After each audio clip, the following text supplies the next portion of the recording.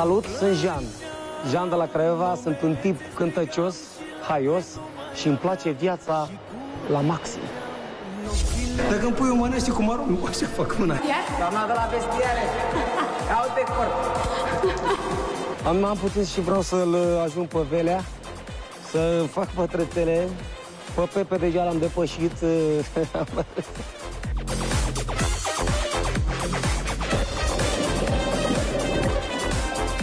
O trampolina de 1,3 metru, hai, o mai scâți, da. Deja când mai sus la 5 metri, 7 metri, cred că n-am să fac față.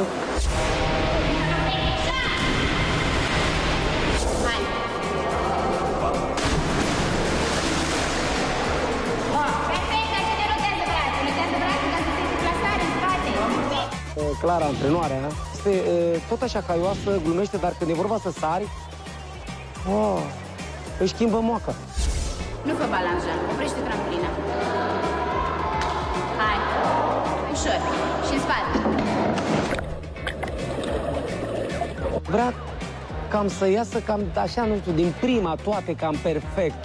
Dragă doamnă antrenoare, eu nu sunt santilbanlic de-ăsta, șurubul, nu știu ce, flacuri.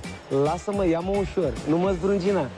Într-o zi, după ce m-a antrenat foarte tare, m-a supărat, i-am plătit-o.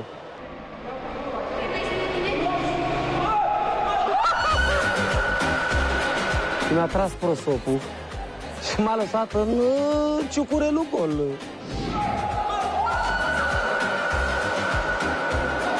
Știți și dumneavoastră, atunci când intri în apă, ciucurelul nu mai e la fel.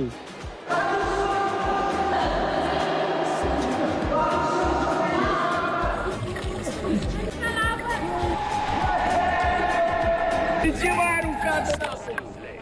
Aoleu, m-am speriat, m-am șocat.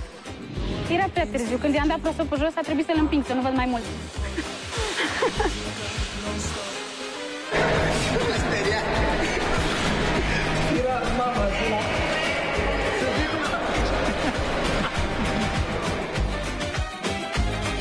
Ceva mi-a spus mai devreme, bea bă 50 de țuică, de ceva.